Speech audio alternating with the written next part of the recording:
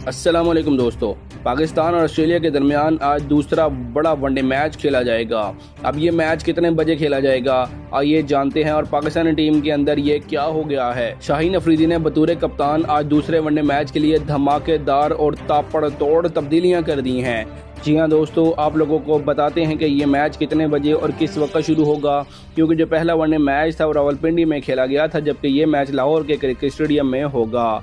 इसी वजह से 2 दिन का वक्फा रखा गया था। और अब सवाल ये है कि लाहौर क्रिकेट स्टेडियम में ये मैच कितने बजे शुरू होगा, क्योंकि आप लोग जानते हैं कि पिंडी की निस्बत लाहौर में शदीद गर्मी है। इसी वजह से इस मैच का टाइम टेबल जारी कर दिया गया है। आइए जानते हैं दोस्तों, पाकिस्तान और ऑस्ट्रेलिया के दरमियान मैच की टाइमिंग, प्लेइंग 11 में किन खिलाड़ियों को फाइनल तौर पर छुट्टी हो चुकी है और किन खिलाड़ियों की वापसी होने वाली है। मुकम्मल तफसीलात देते हैं। तो सबसे पहले दोस्तों, अपने वीडियो को लाइक कर दीजिएगा और नीचे चैनल को भी सब्सक्राइब करके कमेंट सेक्शन में ये ज़रूर बताइएगा कि आपके ख्याल में क्या बाबर आजम आज सेंचुरी बना पाएंगे या फिर नहीं, और क्या अरफात मिन्हाज एक मरतबा फिर मैच विनिंग्स इन परफॉर्मेंस देंगे या फिर नहीं।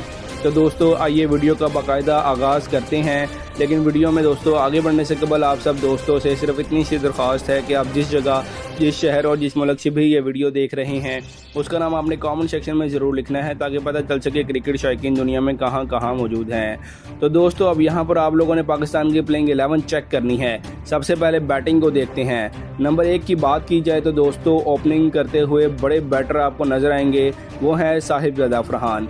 जी हाँ दोस्तों, साहिबजादा फरहान इस वक्त लाजवाब परफॉर्मेंस दे रहे हैं और इंशाल्लाह दूसरे वनडे मैच में शानदार कारकर्दगी दिखाएंगे। काफ़ी लोग दोस्तों पिछले मैच के बाद उन पर तनकीद कर रहे थे कि वो बड़े इनिंग्स नहीं खेल सके, लेकिन दोस्तों सिर्फ स्कोर कार्ड देखने से बात नहीं बनती। जिस तरह की मुश्किल पिच रावलपिंडी में थी और ऑस्ट्रेलिया के बड़े बड़े बैटर्स भी वहाँ पर सिफर पर डक पर आउट हुए, मार्नस लबोशन जैसे तजुर्बाकार खिलाड़ी भी बगैर खाता खोले वापस चले गए। ऐसे हालात में अगर साहिबजादा फरहान ने 33 गेंदों पर 28 रन बनाए हैं तो उसे नज़रअंदाज नहीं किया जा सकता। सबसे अच्छी बात दोस्तों उनका मस्बत अंदाज था। वो शुरू से रन बनाने की कोशिश करते रहे और टीम को अच्छा आगाज़ देने की कोशिश की। उसके बाद दोस्तों दूसरे ओपनर के तौर पर मां सदाकत को देखने का इम्कान बहुत ज़्यादा रोशन है। सोशल मीडिया पर काफ़ी लोग शामिल हुसैन का नाम ले रहे थे, लेकिन दोस्तों अगर खालिस मेरिट की बुनियाद पर बात की जाए तो इस वक्त मां सदाकत ज़्यादा मजबूत उम्मीदवार नजर आ रहे हैं। वजह सिर्फ उनकी बैटिंग नहीं बल्कि उनकी ऑलराउंड सलाहियतें भी हैं। वो ओपनिंग के साथ साथ मुफीद ओवर्स भी करवा सकते हैं और पाकिस्तान की मौजूदा टीम कम्बिनेशन में ऐसे खिलाड़ी की अहमियत बहुत ज़्यादा होती है। अगर होम कंडीशन में भी नौजवान खिलाड़ियों को मौका नहीं मिलेगा तो फिर उनकी तरक्की कैसे होगी। यही वक्त है जब टीम मैनेजमेंट को नए खिलाड़ियों पर एतमाद करना चाहिए। मां सदाकत इस वक्त एक ऐसे खिलाड़ी नज़र आते हैं जिन्हें मुस्तकबिल में मौका दिया जाए तो वो परमानेंट खिलाड़ी बन सकते हैं। नंबर 3 पर दोस्तों बाबर आजम का आना तकरीबन यकीनी है और सच पूछें तो यही उनकी बेहतरीन पोजीशन भी है। पहले मैच में उन्होंने 69 रन की शानदार इनिंग्स खेली और कई नाकदीन को जवाब दिया। कुछ लोग सिर्फ स्ट्राइक रेट की बात करते हैं, लेकिन क्रिकेट सिर्फ दोस्तों स्ट्राइक रेट का नाम नहीं है। हालात, पिच और मैच की सूरत हाल भी देखनी जाती है। जब सामने सिर्फ 200 रन का हदफ हो और पिच बॉलर्स को मदद दे रही हो तो वहां गैर ज़रूरी जल्दबाजी नुकसान पहुंचा सकती है।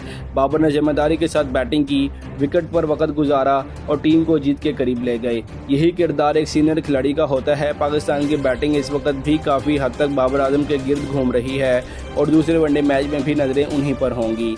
उसके बाद दोस्तों नंबर 4 पर गाजी गोरी को बरकरार रखा जा सकता है।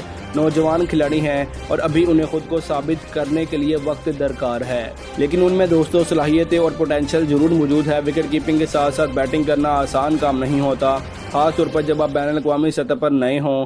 गाजी गोरी ने पहले मैच में एतमाद दिखाया और बाबर आजम के साथ अहम शराकतदारी भी कायम की। पाकिस्तान के पास विकेट कीपर बैटर की कई ऑप्शंस मौजूद हैं, लेकिन अगर किसी नौजवान को मुसलसल मौके नहीं मिलेंगे तो वो खुद को कैसे मनवाएगा। इसलिए दोस्तों मेरे ख्याल में गाजी गोरी को मजीद मैचेस मिलने चाहिए ताकि वो अपनी सलाहियतों का भरपूर इजहार कर सके। नंबर 5 पर दोस्तों सलमान अली आगा पाकिस्तान की बैटिंग लाइनअप का एक इंतहाई अहम हिस्सा हैं। नायब कप्तान होने के नाते पर उन पर इजाफी जिम्मेदारी भी मौजूद है। आगा सलमान की सबसे बड़ी खूबी दोस्तों ये है कि वो सूरत हाल के मुताबिक खेल सकते हैं। अगर टीम दबाव में हो तो वो इनिंग संभाल लेते हैं और अगर तेज़ रन दरकार हो तो गियर भी तब्दील कर लेते हैं। इसके अलावा चंद ओवर्स की ऑफ स्पिन भी टीम के काम आ जाती है। मौजूदा पाकिस्तानी टीम में फैसल अली आगा उन चंद खिलाड़ियों में शामिल है जो तजर्बे और कारकर्दगी दोनों के एतबार से मुस्तकिल मिजाज नजर आते हैं। नंबर 6 पर दोस्तों अरफात मिन्हाज को देखना एक बड़ा दिलचस्प फैसला होगा। नौजवान खिलाड़ी हैं लेकिन उनके खेल में एतमाद वाजिया नजर आता है।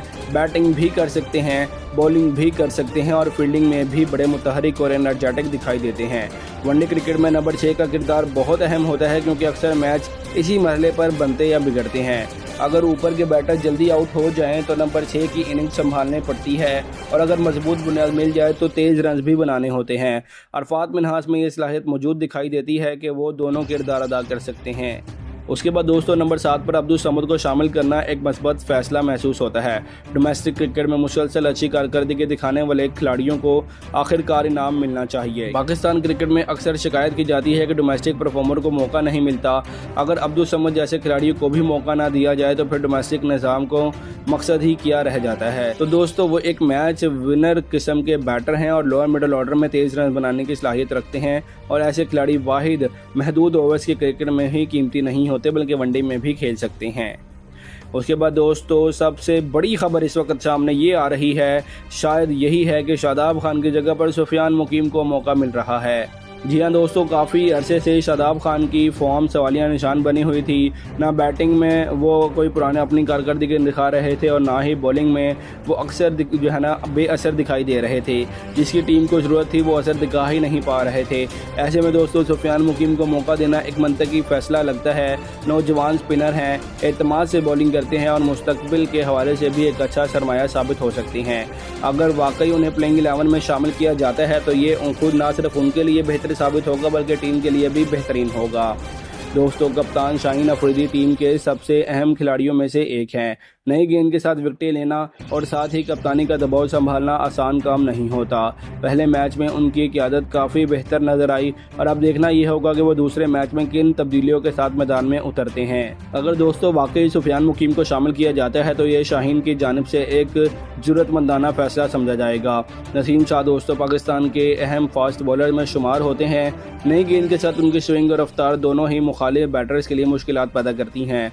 कुछ लोगों का ख्याल है कि अगर स्पिन दोस्ताना पिच हुई तो नसीम शाह की जगह किसी स्पिनर को जो है ना लेकर जाना चाहिए, लेकिन मेरे ख्याल में नसीम शाह जैसे बॉलर्स को बाहर बिठाना दोस्तों आसान फैसला नहीं होगा, वो भी इस वक्त जब मैच पाकिस्तान की गिरफ्त में है और पाकिस्तान सीरीज जीतने के दहाने पर है। हारिस रऊफ और इब्रार अहमद का मामला दोस्तों मुकम्मल तौर पर पिच पर मुनहसिर है। अगर लाहौर के विकेट फास्ट बॉलर्स के लिए मददगार हुई तो हारिस रऊफ खेलते हुए नजर आएंगे, लेकिन अगर इस पिच को स्पिनर्स के लिए मददगार बनाया गया तो फिर इब्रार अहमद की वापसी के इम्कानात बढ़ जाएंगे।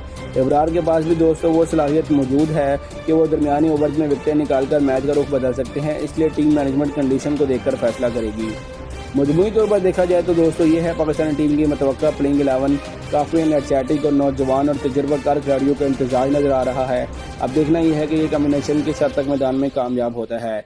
जहां तक इस मैच का टाइम टेबल और शेड्यूल का ताल्लुक है दोस्तों, तो ये मुकाबला लाहौर क्रिकेट स्टेडियम में शाम 4:30 पर 2 जून यानी आज शुरू होगा, मंगल वाले दिन। तो दोस्तों अपनी कीमती राय इस मैच के हवाले से कमेंट सेक्शन में दीजिएगा।